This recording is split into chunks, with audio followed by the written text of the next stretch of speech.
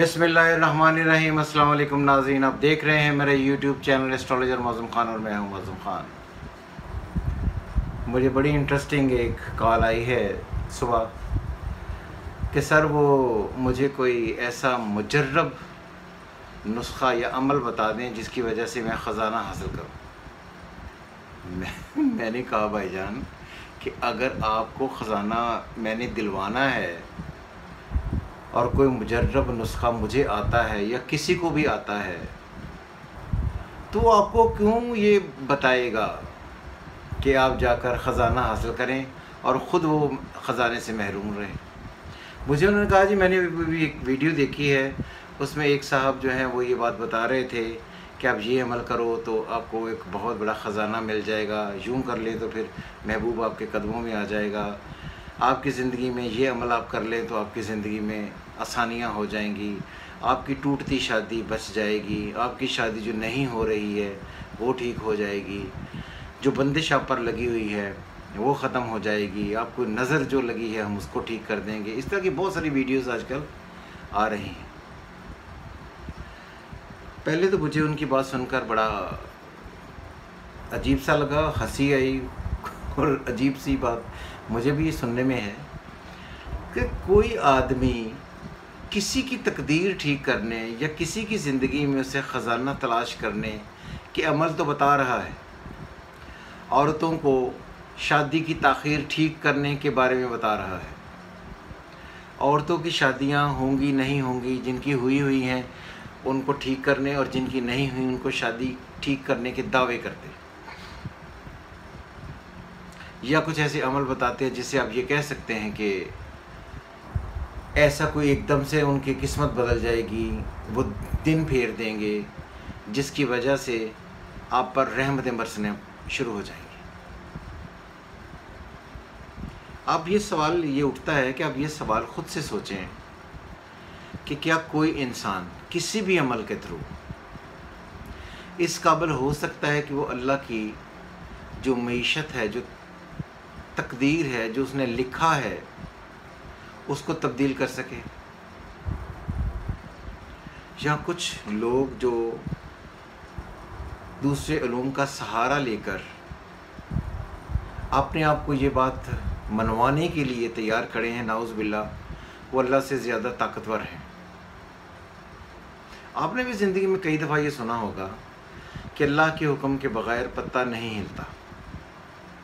जब अल्लाह के बग़ैर, हुक्म के बग़ैर अगर पत्ता नहीं हिल सकता तो इन ये ढोंगियों की क्या औकात है उनके सामने।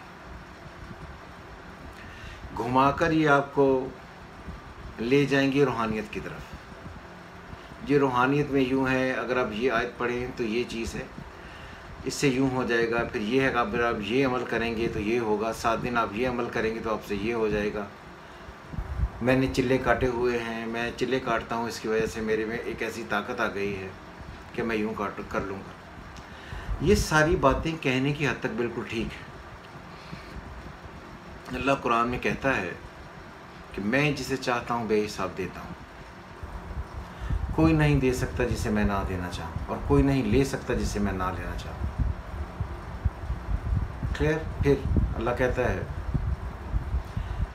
हमने तुम्हारी तकदीर लोहे महफूज पर लिख दी जिसमें ना कमी होती है ना बेशी, और हर चीज़ अल्लाह को मालूम। तो हमें बहसीत मुसलमान इस बात को गौर से समझना चाहिए, इस बात पर टिके रहना चाहिए कि हमें जो कुछ मिलना है वो अल्लाह ने अता करना है। इसलिए अल्लाह से दुआ मांगें, सदक़ात दें।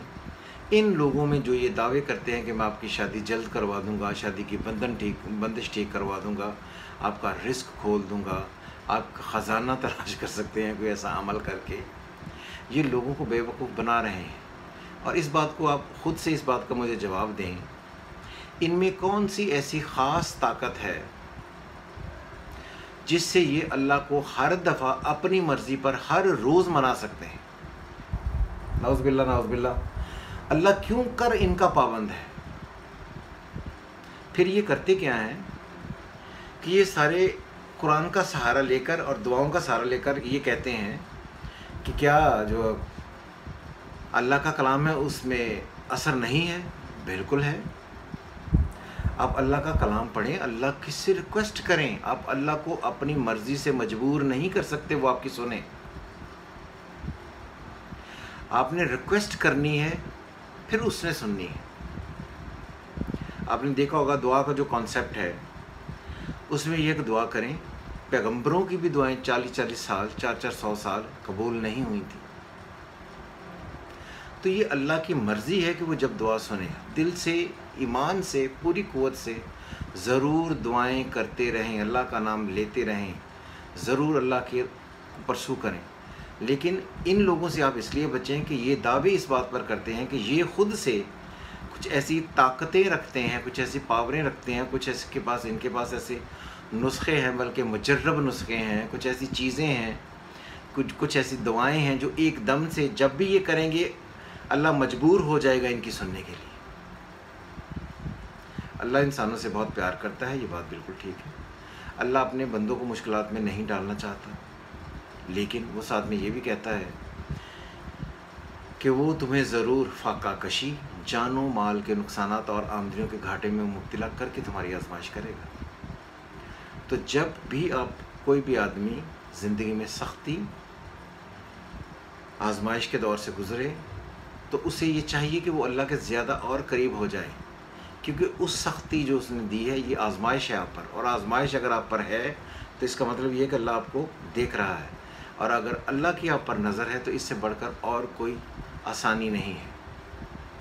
وہ جس سے پیار کرتا ہے اس کے لیے آسانیاں کر دے گا۔ اس لیے میں نے یہ آج نسخہ یہ لکھا کہ خزانہ حاصل کرنے کا شرطیہ طریقہ اس لیے لکھا کہ کم از کم یہ سوچ کر سن کر وہ لوگ جو یہ ساری چیزیں حاصل کرنا چاہتے ہیں ان کو تھوڑا سا خیال آئے، تھوڑی سی ذہنی طور پر شرم آئے کہ یہ جو لوگ ہیں جو یہ دعوے کرتے ہیں ان سے بچیں، اور اللہ سے درخواست کریں۔ اللہ کب تقدیر ٹھیک کر دے گا، کب تقدیر بدل دے گا، کب آسانیاں پیدا کر دے گا، یہ صرف اللہ کو پتہ ہے، اور اللہ سے ہی رابطہ آپ نے کرنا ہے۔ ہاں یہ بات الگ ہے کہ ایک ایسٹرالوجر اپنی علمی صلاحیت سے وہ سب پڑھنے کی کوشش کرتا ہے، ایسٹرالوجر بھی آپ کی تقدیر ٹھیک نہیں کر سکتا۔ اور یہ بات بھی یاد رہے کہ کوئی بھی دنیا کا آدمی، کوئی بھی اینی باڈی،